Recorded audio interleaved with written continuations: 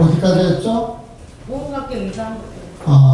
모음각경 2장에서는 보살행으로 유명한 보현보살이 등장합니다.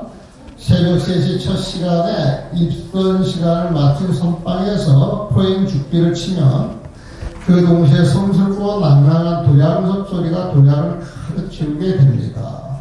맑은 영혼을 그 흔들어대는, 뒤 흔들어대는, 말로 표현할 수 없는 차분한 감동의 물결이 가슴에 저 우주 시방세계로 확장되니 이 소리를 듣는 자 시방세계와 하나가 된 가슴 벅찬 체험을 하게 됩니다. 우리가 중심을 한다고 그랬죠? 통과선방에 죽비를 딱 치면 3시거든? 그러면 그 시간에 맞추어서 도량성을 쫙 돕니다. 보면 도량성을 돌 때 그 나나한 목소리가 엄청나게 신심이 나요. 그래서 목청 좋은 스님이 도량성을 돌게 해야 한다. 이게 되니까 큰데 앞에 사람들이 많이 오면은 도량성을 연습한다고 돌아가면서 하는데 뚝배기 깨지고 대기 끝까지 이런 목소리가 나오면 시작부터 그렇게 되거든요. 그러니까 그 연구를 또 잘하는 사람들을 앞에 내세워야 돼. 내가 연구를 못하는데 내가 도량성을 돌면은 자다가 다른 사람들이 전부 그냥 빈정이 나갈 수도 있다. 그러니까 다 그걸 못해보면.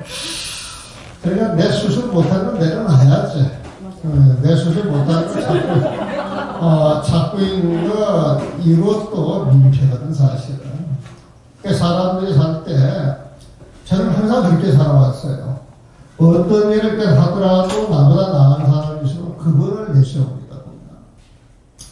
그래서 나하고 인연이 이렇게 있다 할지라도 이분들이 더 좋은 인연을 만나서 가면은 저는 굉장히 행복해요, 보면. 그래서 내 주변에 좋은 스님들이 있으면 좋은 인연들이 그쪽하고 인연이 되면 좋겠다 싶으면은 그쪽은 인연을 저는 다 맺어줍니다. 가라고. 그러니까 이제 스님들이 날 좋아할 수밖에 없겠지.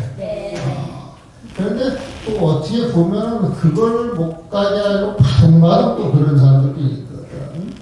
근데 그거는 기본적으로 양심 불량이기 때문에 그런 스님 근처를 가면 안 돼. 어떤 스님들은 막 불명 바꿔준다 그랬어갖고 이렇게 하는데 사실 그런 사람을 딱 봤을 때 그러지 보는 순간 그냥 싫은 마음이 생겨. 그게 정말 바꿔줄 필요가 있는 것도 있어요. 불명을 잘못 지었다든지 정말 내가 싫어서 바꿔야 되겠다 하는 사람은 어쩔 수가 없는데 잘 쓰고 있는 불명을 자기가 지어줄게도 바꿔라 하는 것은 사심이 있다. 사심이. 절대 그렇게 해서는 안 되거든.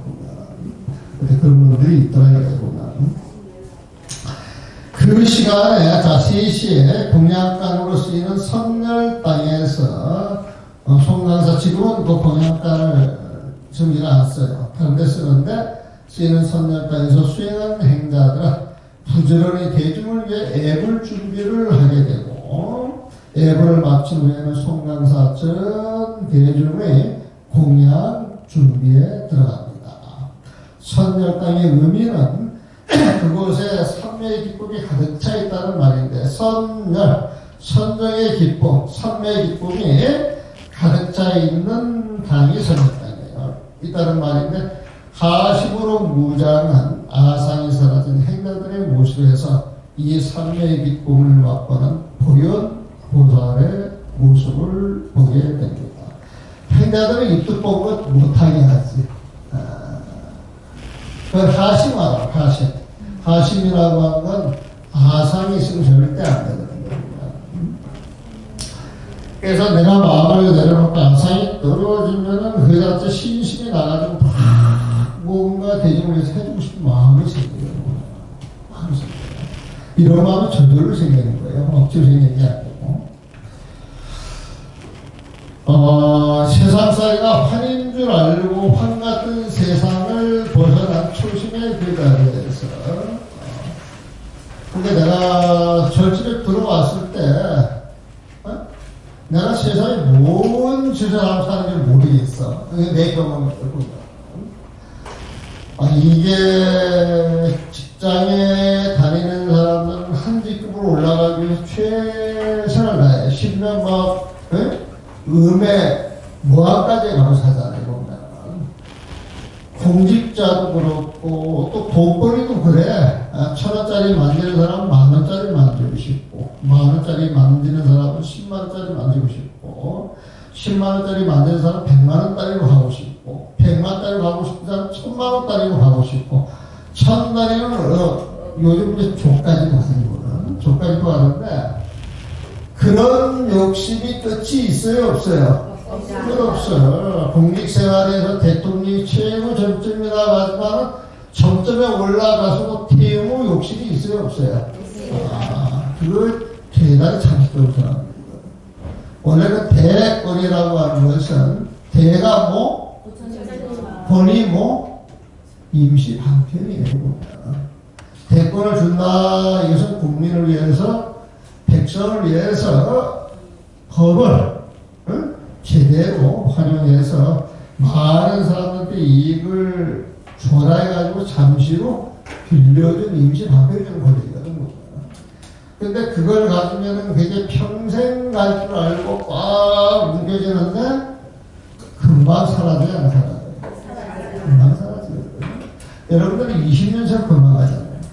30년 세월 금방 가잖아요. 그런데 욕심낼 일이 아니거든. 근데 절대 욕심낼 일이 아니에요, 보면. 근데 어느 날 이렇게 보니까 그게 다 보이는 거야.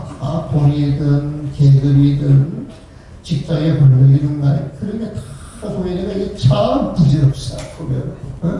이거 뭐하는 짓하고 사는 거야? 떠주면. 갈 데가 절집밖에 없더라고.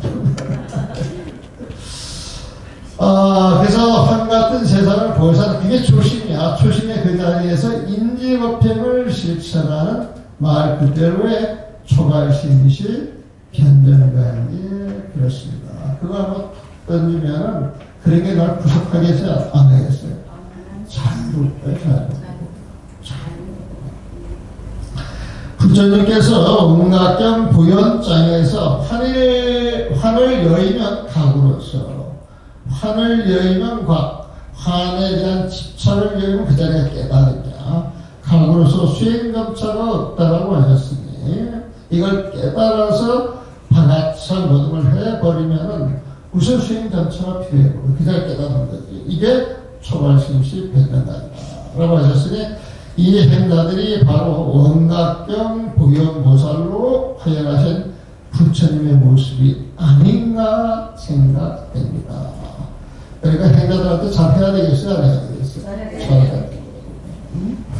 원각경 3장에서는 환같은 세상을 그대로 하는 보안보살이 등장합니다. 아는 본보살이 보면 보는 빠짐없이 보는 거야. 이 세상에 실제 모습은 인연이 모여서 생겨나는 것이지 그 실체는 없는 것이다. 이 소리를 보면. 그래서 판을 열면 가로로서 수행 점차가 없다라고 하셨으니 이게 부처님의 모습이 아닌가 생각됩니다. 원각경 3장에서는 한같은 세상을 그대로 하는 보안보살이 등장합니다. 대웅전 위편의 수선사에서는 눈푸른 정진 납자들의 한같은 세상을 지혜로운 눈으로 두루 간하고 있는 것입니다. 그 납자들은 새벽 3시에 시작한 투행을 마치고 입정을 알리는 죽빗소리에 맞춰 3시 10분 선정에 들어갑니다. 참선에 들어가는 거예요. 그리고 강당의 학인들과 절 소임자 및 사부대중이 대웅전에서 간절한 신심과 함께 원력으로 올리는 새벽 애불 소리에 선정 삼배 속에서 그 모습을 관하게 됩니다. 여기서 한같은 세상의 실상을 알고자 중생들이 열심히 한같은 수행을 하고 있는 것을 보게 됩니다. 이건 이환치환이라고 하는 말이에요. 보면 부처님의 세상은 진짜예요. 중생에는 가짜 진짜? 가짜 환이라 그래요. 환 보면 십지보살도 환이요, 우리도 환이야, 보면. 그런데 우리가 수행을 안 하면 십지보살까지 올라가서 부처님 세상을 갈 수가 없어요. 그러면 십지보살이 우리가 가르칠 수 있어요, 없어요? 십지보살이 우리가 가르칠 수 있지. 성문영락이 우리가 가르칠 수 있지. 가르쳐가지고 우리 수질 끌어올리는 거예요.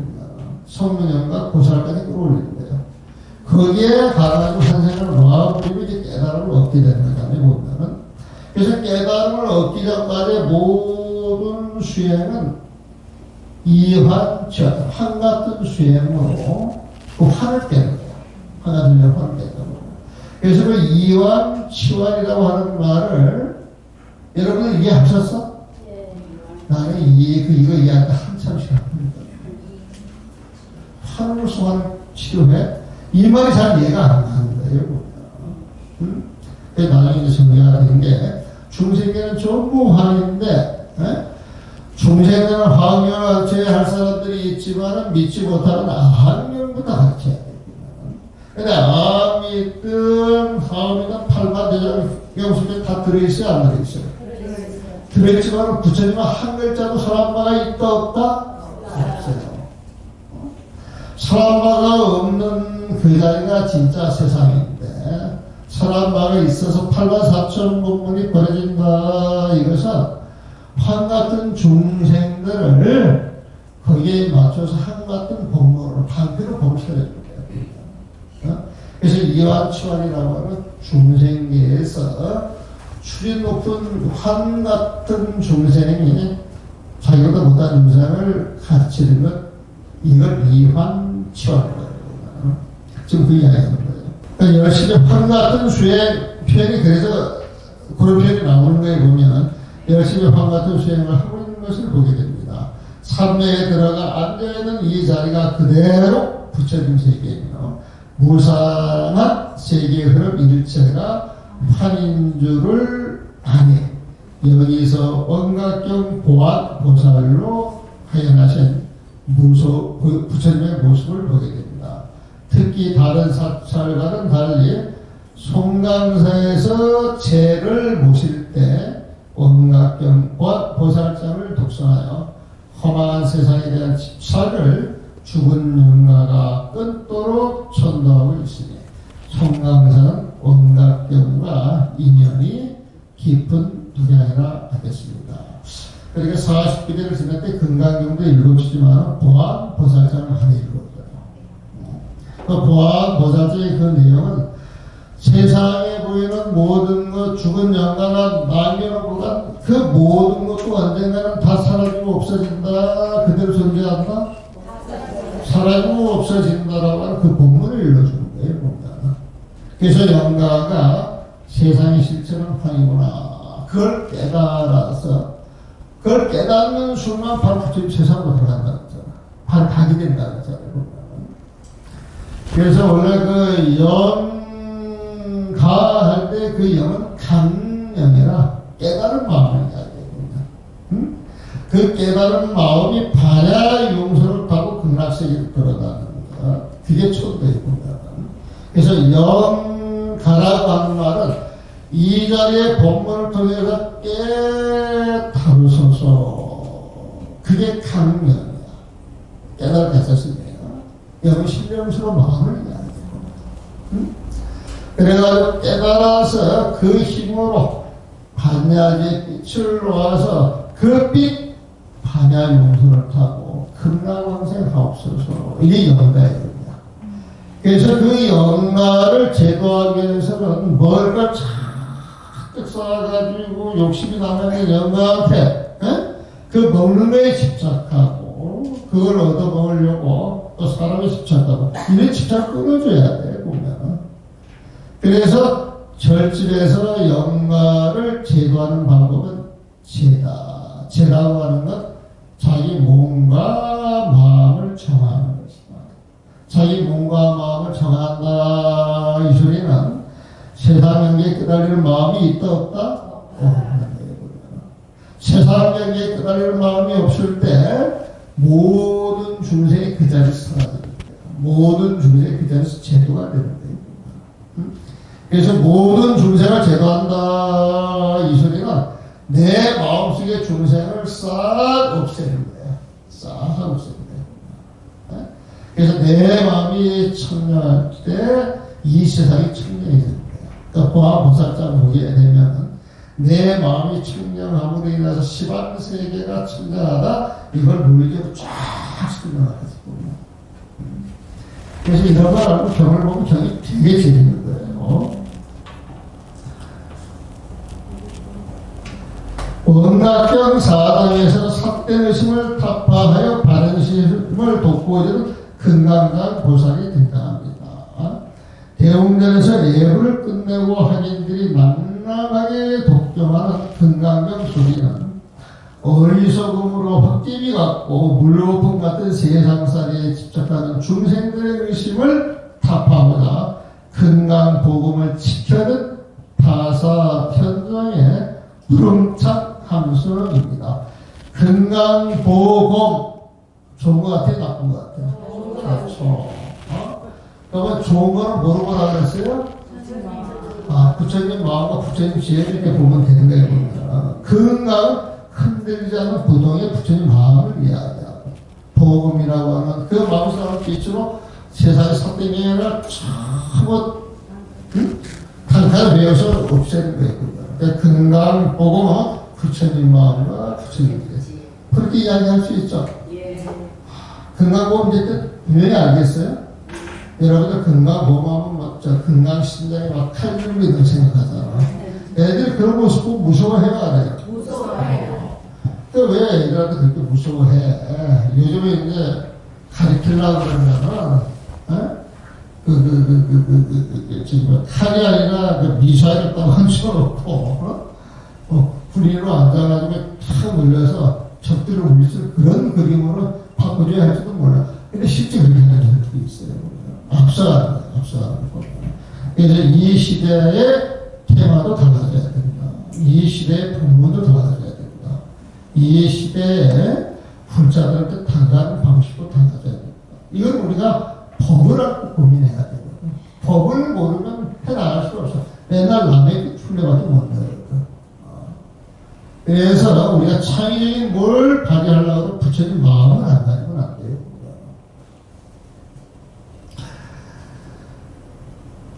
여시암으로 시작되는 금강경의 촉구들은 내가 부처님께 이와 같이 들었다는 뜻인데 이와는 부처님을 절대적으로 믿기에 부처님의 가르침에 조금도 의심이 없다는 의미가 내포되어 있습니다. 열의 인지법행 청정한 문각을 문수장에서 드러내고 인지법행의 수행점차를 보현장에서 이야기하며 보안장에서는 일체세상 모든 세상을 헛기비같이 보라고 했습니다.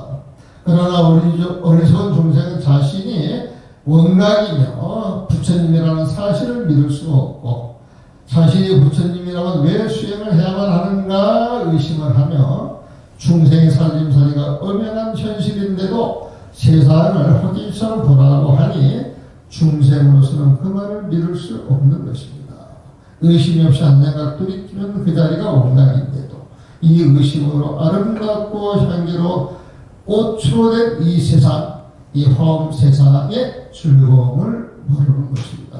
자, 이것도 이제 수술 나가죠. 어려움이 있어요, 없어요? 수술 나가요. 이 아픔을 금강경보살의 질문으로 부처님께서 당신의 말씀을 의심하지 말라고 하십니다. 가르치는 대로 의심 없이 금강경을 독수하는 학인들의 우렁찬 함성은 믿음이 있기에 부질없는 중생의 많은 생각을 끊도록 하니 여기서 원각경 금강경 보살로 화연하신 부처님의 모습을 보게 됩니다. 자, 3시가 되면은 수선사에서 입선에 들어가는데 입선에 딱 들어가가지고 법당에서 애벌하는 소리가 들려와요. 보면 그러면 그 소리가 딱 들리면 법당에 그런 모습이 그려져야 안 그려져요. 그런 모습을 보면서 모든 게 어떤 프로그램에 짜여가지고 돌아가듯이 이렇게 돌아가는 그런 그림 그게 매일매일 되풀이 되면서도 같지가 않잖아요. 수시 갖고 변하잖아요. 그런 데에서 모든 모습이 고정되어 있는 게 아니라 시간의 흐름, 인연의 흐름, 무상으로 인해서 변한다. 그런 걸 관하는 게 수선사에 있는 그 수자들의 그 모습이고, 그 다음에 금강경을 읽는 사람들, 열시하고 시작하잖아요. 여기서 모든 것이 끊어지는 것이다. 그래서 강나에서 금강경을 읽는 사람들, 그 젊은 그 스님들이 들어와가지고 세상의 모든 걸 놓고 여시하면 하는 것은 부처님에 대한 그 믿음. 그래서 그분들이 금강보살이 아니겠느냐 그렇게 이야기하는 거예요. 원각경 5장에서는 애욕을 자비로 바꾸어주는 미륵보살이 등장합니다. 집장에서 나온 애욕은 중생을 크게 5가지로 구별하게 되는데, 여기는 나름대로 중생의 고통이 있습니다. 중생들을 5부리로 나와가지고 반드시 성불할 사람, 성불이 좀 먼 사람, 어떤 과정이 필요한 사람, 이렇게 나눠놓는 거예요, 보면. 그러니까 중생을 5종류로 분류를 해가지고 깨달음을 바로 얻느냐, 더디게 얻느냐, 그런 차이를 보는 거야. 여기는 그 나름대로 중생의 고통이 있습니다. 시주보살은 무소유 정신으로 마음을 깨끗이 하였기에, 시주하는 것은 무소유 정신이 있다는 거예요, 보면. 자기에게 주어진 재물의 인연을 중생의 삶을 상상시키는 좋은 인연처로 바르게 사용하는 사람을 말합니다. 그러니까 우리가 이 시주할 때 시주물을 좋은 곳에 써달라고 이렇게 나아가는 거예요. 누구의 욕심을 채워서 저리 부자가 되기 위해서 시주하는 건 절대 아니에요. 그 시주물이 모여서 청년 인을 만들어서 수행도량을 수호하고 공부하러 오는 사람들을 공부할 수 있도록 해주고, 그러면서 그 장소가 영원히 지속이 되도록 우리가 같이 힘 모아서 꾸려나가는 거예요, 보면은. 근데 이 시주라고 하는 것도 욕심이 있으면 절대 안 되거든. 욕심이 없어요. 흔쾌하게 내놓고, 흔쾌하게 내놓을 때 거기에서 생기는 그런 행복감이 있거든, 보면. 이걸 느끼지 못하는 사람들은 절대 시주를 못해, 보면. 그래서 진짜 시주는 청량한 마음이 바탕이 돼야 된다. 그래서 그 시주물에 대한 욕심이 없어. 그 시주물이 청량해져, 보면. 받는 사람도 받는다 생각 없이 그 인연을 수용해서 그 시주물을 바르게 써줘야 되는 거야, 보면. 그래서 우리가 시주할 때 시주자 마음도 청량해야 되고, 그 다음에 그 시주물을 받는 그분의 마음도 청량해야 되고, 오가는 물품도 양쪽에 십자가에 끌어져서 그 인연이 좋게 가도록 해주는 거예요, 보면. 그래서 우리 무소유라고 하는 것은요, 아무것도 안 갖고 빨가벗고 있어라, 그 소리 아니에요. 무소유를 잘못 이해하는 사람들이 있거든. 무소유라고 하는 건 내 것을 집착해서 가지고 있는 바가 없다. 단지 인연이 모아져가지고 내가 쓸 수 있는 재물이 있고, 내가 쓸 수 있는 인력이 있고, 내가 쓸 수 있는 지력이 있고, 내가 쓸 수 있는 힘이 있어서 그걸 좋은 인연에 쓸 뿐이지. 근데 이게 내 거야 해가지고 움켜쥐게 되면은 그 움켜쥐는 걸로 인해서 본인도 불행해지고 다른 사람들도 불행하게 만드는 거예요.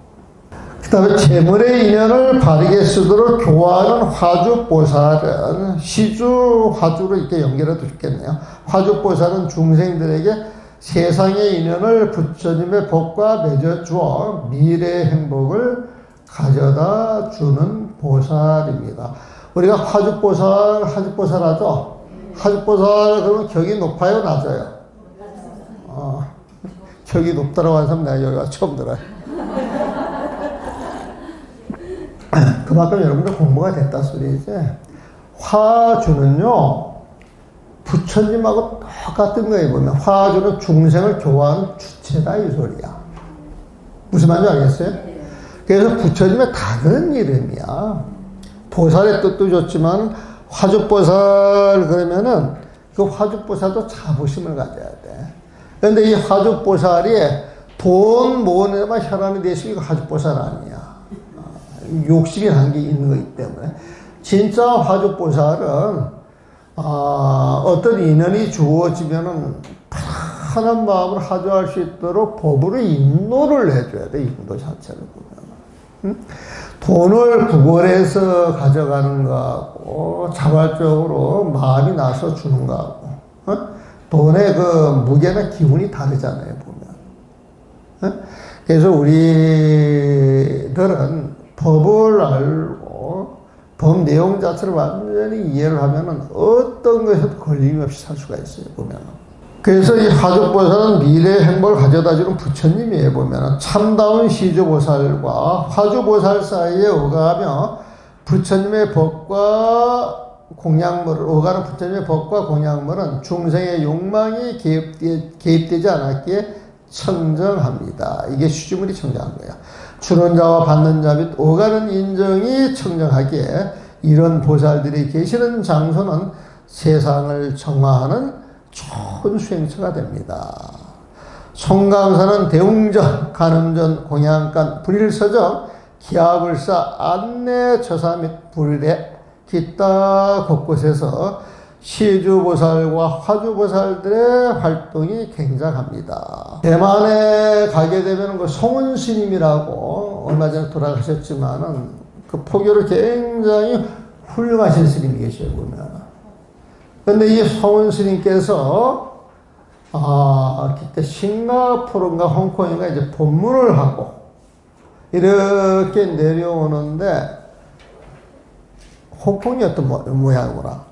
어떤 노보살님이 이렇게 싱가포르구나, 싱가포르. 내려가시는데, 그 큰 스님이 법문을 하시고 난 다음에 가서 이렇게 이제 부축을 해드려 보면. 부축을 해드려.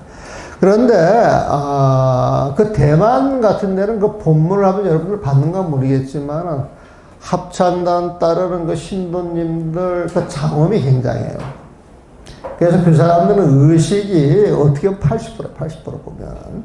근데 그 의식을 통해서 사람들 또 신심을 내거든, 보면은. 근데 그 맨 윗자리에서 그 법문을 하셨던 스님이 이렇게 내려오시면서 어떤 노보살님이 힘들게 내려가니까 그 노보살님을 부축을 해드렸대, 보면. 그래서 이 노보살님이 집에 돌아가가지고 상속을 다 맞춰서, 그게 연세가 막 70, 80이 되셨겠지. 자기 아들들 딱 불러가지고, 야야, 내가 니들한테 상속해준 그 돈 좀 내가 갖다 쓸 수 있겠느냐. 그랬더니 이 아들들이 또 효자였던 모양이야. 얼마든지 갖다 쓰시라고. 그래가지고 그 상속받은 재산을 다 줬대요, 보면. 그 할머니한테. 그래서 이제 그 할머니가 그 돈을 누구한테 보내? 송은스님한테 보냈대. 그 돈이 얼마나 됐겠어요? 그 돈이 얼마나 됐겠어요? 한번 짐작해봐, 이제 여러분들 수준에서. 많을 것 같습니다. 그 많을 것 같으면 얼마 정도 생각을 해? 10억? 10억 정도. 30억? 100억? 답 다 나왔어요? 더 이상 경매가 올릴 사람 없어? 1조? 그때 몇 천억이 들어왔답니다. 몇 천억이 보면. 그래서 정부에서도 깜짝 놀라고, 절에서도 깜짝 놀라고. 그래서 그 원인을 찾아가 봤더니 그런 결과를, 뭐, 어디 가다 또 잊어먹어라. 무수했고. 화두보살 이야기 했네요. 86년도 송강사 선원에 처음 살러 왔을 때, 내가 86년도 송강사 이제 선발에 들어갔던 모양이네. 그 규모와 살림살이가 조계 총림이라는 명칭에 비하여 조촐해 보였지만, 지금 송강사 도량들은 1999년도야. 이들의 원력으로 중창되어 총림의 면모를 잘 갖추었기에 국내적으로도 그 명성이 대단히 높습니다. 국제선언 짓고 있으니까. 이들이 송강사에서 세상의 애욕을 끊고 모든 중생을 위하여 봉사하고 헌신하며 수행하였기에 이들의 모습에서 원각경 미륵보살로 화연하신 부처님의 모습을 보게 됩니다. 원각경 6장에서는 어리석음을 지혜로 바꿔주는 청정의 보살이 등장합니다. 청정의 보살의 질문으로 오성차별의 중생 고통을 제거할 수 있는 불지견, 부처님의 지혜요. 불지견을 부처님께서 설파하여 각성의 모든 중생을 수순하게 만듭니다. 자, 각성이라고 하는 말 처음 들어요? 아니면 많이 들어봤어요? 처음 들어봤죠? 처음 들어봤는데 각성은 좋은 말 같아요? 나쁜 말 같아요? 그러면 이게 뭘까? 부처님 마음, 그 성품을 이야기하는 거예요. 각은 뭔지 아시죠? 각. 그게 부처님 마음이잖아요. 성은 성품. 부처님의 성품, 부처님 마음의 그 성품을 이야기하는 거예요. 각성의 부처님 마음, 그 성품의 모든 중생을 수순하게 합니다. 오성차별로 수행에 점차차별이 있다고 하는데, 이는 어리석은 중생의 아르마리에 얽매이고 보살은 깨달음에 얽매이기 때문입니다. 그러므로 부처님은 중생이 허망한 마음을 내지 않으면 그런 현세의 보살이다라고 말씀하셨습니다. 중생이 허망한 마음을 내지 않으면, 이게 욕심내지 않는 거예요. 시비하지 않는 거예요. 썩내지 않는 거예요, 보면. 해청당이라고 하는 데가 있어요. 그 강원 이름이거든요. 해청당, 해, 바다같이 청정한 마음을 쓰는 사람이 모여 산다는 의미로 지금 대교반이 거주하고 있는 것입니다. 대교반은 초신자가 어려운 강원 생활을 마무리해 나가는 강원의 최고 윗발입니다. 지금은 그렇지 않겠지만 학인이 대교반이 되면 말세의 주지보다 낫다라는 우스갯소리가 한때 들리기도 했습니다. 강당에 스님들이 많이 모여가지고 대교반이 되면은 자기 밑에 스님들이 막 50명, 우리가 요 당시 있을 때에는 7, 80명이 됐었어요. 그때 학인대 중에 92명, 강사들까지가 한 100명이 됐었는데, 학인들이 끄떡하면 강원을 깨겠다라고 하는 게 무기야. 강원을 깨겠다 이 소리는 여기 안 살고 전부 나가겠다 그 소리거든, 보면. 그럼 스님들이 20, 30명 나가버리게 되면 그분들이 맡았던 소인들이 또 있잖아, 보면. 그걸 나머지 스님들이 맡아서 하려면 소임이 또 많아지고, 또 그렇게 있던 사람들이 빠져나가면 강원이 굉장히 오순해지거든요, 보면은. 근데 처음부터 내가 96년도 들어갔을 때 강원에 강원생이 그렇게 많지 않았어요. 20명 내외. 20명 내외. 근데 가가지고 한 2, 3년 지나니까 90명까지 올라가. 아마 98년도, 99년도에 그때 92명까지 이제 올라갔었는데, 그거 다른 거 아니에요. 지금 말은 부처님 마음 쓰는 거예요. 원칙 보면. 근데 이제 강원생들이 이렇게 모여 살면서 떼거리가 지어지게 되면은 자기들 요구 조건 안 들어주면 보따리 싸가지고 가겠다. 이게 협박이야, 이게 협박. 이런 협박을 내가 3번 들어, 3번. 3번 들어. 그번 3번 딱 들었을 때 난 누나가 깜짝 안 하고 가라 그래요. 가라. 그러면 이 사람들이 깜짝 놀래요, 보면. 어? 우리가 가도 되느냐고.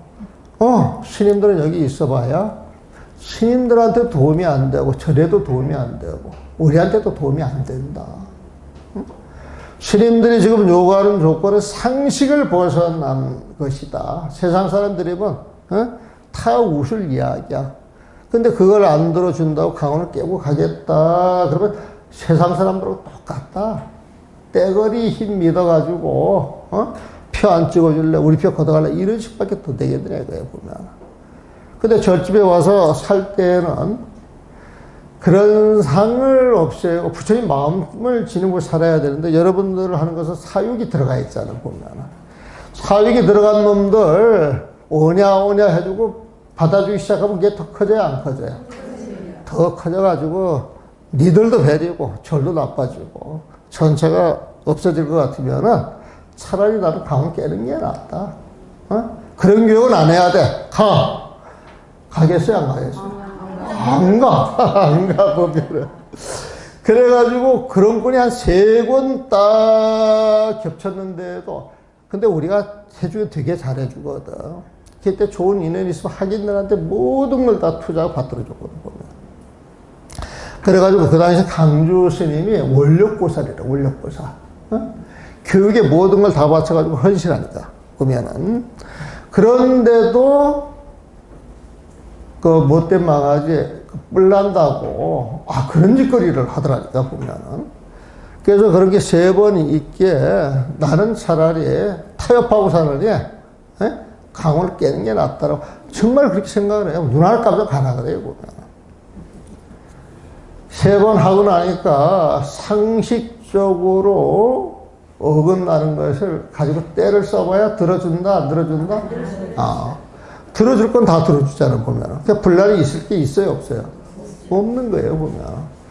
그렇게 딱 안정이 되니까 사람들이 들어오기 시작하더라고, 보면. 들어오기 시작하는 거예요, 보면. 싸움 안 하고, 문제 안 일어나고, 그런 일 신경 안 쓰니까 공부에 전념하고. 공부에 전념하는 그 스님들 모습이 얼마나 이뻐, 보면. 그래가지고 송강사가 아까 나왔지만은 처음에 우리가 80년도 이렇게 가서 살 때만 해도 해인사 쪽에서 그래요. 아이고 그거는 본사 같지도 않은 본사인데 그러니까 본사에 수말사밖에 안 되는데 왜 그런 데 가서 사느냐고 그런 소리 했거든요. 그 소리가 싹 사라지게 99년도 2000년대 학인 100명이 드글드글 하니까 20명 살던 집에 집을 져야 되겠어요? 안 져야 되겠어요? 건물 절로 지어줘. 절로 지어줘. 그래서 건물 지으려고 돈 모을 생각하지 말고 사람 키울 생각을 하라 그랬지. 청정의 보살까지 했죠. 이거 다 끝날라고 했더니 끝내지네. 그래도 많이 했죠. 6장까지 했으니까 보면 해청당의 뜻했고 학인이 대교반이 되면 말사주지보다 낫다. 이게 이제 내가 이는 위에서 잘못 배우고 잘못된 배움이 밑으로 전해졌기 때문이 아닌가 생각이 듭니다. 행복하게도 현재 송강사 강원의 대교반은 수행 이력이 붙은 윗반답게 예불, 울력, 강경 등 기초수행의 모든 일에서 모범을 보입니다. 그리하여 송강사를 거쳐가는 많은 분들이 한국 미래의 청정 승가상을 본다고 하여 실제 생활보다 과찬의 소리를 많이 듣고 있습니다. 송강사 생긴 이래로 그때 칭찬을 제일 많이 받았어. 98년, 99년, 2001년, 2002년도까지 전성기였지. 그래서 지금은 송강사 총림이다라고 하는 데 대해서 아무도 시비 안 해요. 그리고 위상이 그만큼 올라가서 인지가 됐기 때문에 옛날에는 삼보사찰 그러면 해인사, 법보사찰, 통도사, 불보사찰, 송강사에 16국사가 나왔다 그래가지고 승보사찰로 인정을 했는데 되게 깔봤거든. 근데 그 뒤로 송강사 깔본 소리가 없어요, 보면. 여기 동명불원도 이번에 그 수계살림 때 가서 보니까 송강사 내놓으라 하는 그 포교 많이 한 스님들이 전부 일어나가지고 인사하대. 왜 깜짝 놀라서 그랬더니 동명불원이 너무 잘 되고 있다고 그렇게 이야기를 하대. 난 그런 소리 또 처음 듣잖아, 보면. 그게 무슨 소리냐 그랬더니 동명불원이 지금 잘 돌아가지 않느냐고. 도대체 어떻게 했기에 그렇게 했냐. 아무것도 한 바 없다고. 아무것도 한 바 없다고. 그냥 있는 자리에서 우리 역할만 하면 되는 것이지, 뭐 특별히 뭘 하려고 한 거 없잖아, 보면. 그런데 바깥에서 보기에는 사람들이 험한 모습 안 보이고 험한 소리 안 나오니까 그 자체만으로도 좋은 모양이에요, 보면. 그래서 요즘은 이제 동명불원 다닌다고 이야기를 해도 되겠더라고. 나 처음에 택시 타고 왔을 때 기사가 뭐 때문에 동명불원 가느냐고 나한테 훈계하더라니까. 그 이상한 줄 아니냐고 그런 이야기를 내가 듣고 왔어, 보면은.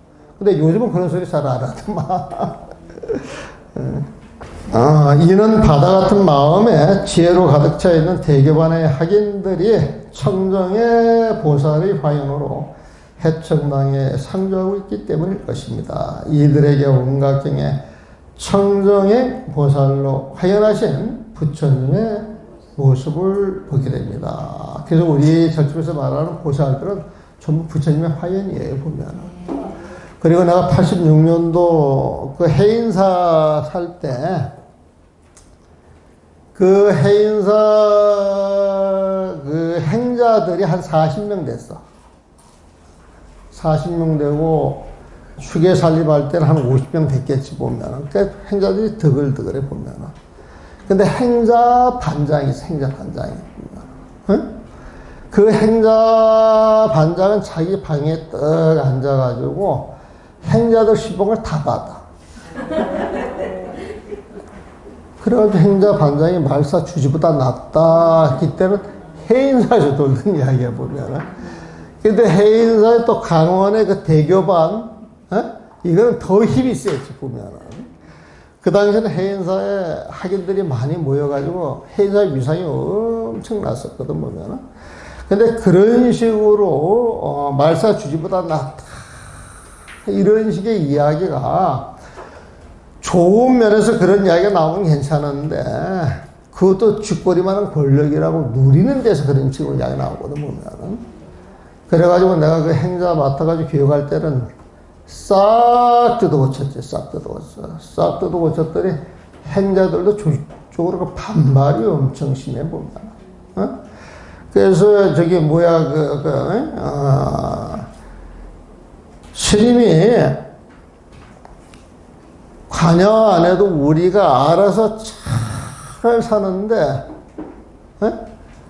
왜 관여를 해가지고 우리를 불편하게 하느냐, 막 이런 식의 이제 항의가 들어와. 근데 그 말도 맞잖아, 그쪽들 입장에서. 그래서 내가 한 3, 4일 지켜보고 있다가 그때 이제 아침마다 이제 절을 하라 그랬거든. 그러면서 어떤 행자 보고 이제 목탁을 치라 그랬더니, 그렇게 안 하겠다는 거예요, 보면. 안 하겠다는 거예요, 보면.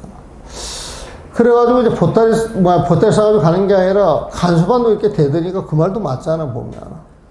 그래서 3일 동안 곰곰이 생각을 하다가, 3일째 되는 날 새벽에 내가 불러드렸어. 나는 여러분들을 맡아서 가르쳐야 될 의무가 있는 소임을 보고, 내가 이제 별자라고 하는 소임을 받거든. 그런 소임이고, 여러분들은 행자로 이렇게 들어와 있는데, 내 입장에서는 별자가 행자를 총괄하게 돼 있는데, 별자고 행자고 마음이 죽어도 안 맞는다. 그러면 같이 살 수 있어요, 없어요? 같이 살 수 없는 거예요, 보면. 그래서 둘 중에 하나를 가긴 가야 되는데, 생각이 다른 행자 때문에 별자가 가야 하느냐? 별자의 방식이 그렇게 허물도 없는데 거기에 반기를 뜨는 행자가 가야 되느냐? 내가 그걸 놓고 3일 고민을 했다. 3일 고민하고 난 다음에 누가 가야 되는 거예요? 여러분들 그렇게 나와요, 답이? 그래서 내가 보기에는 행자가 가는 것이 옳다라고 생각이 든다.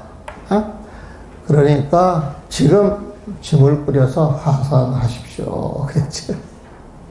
그랬더니 어떻게 나왔겠어? 그 행자님이.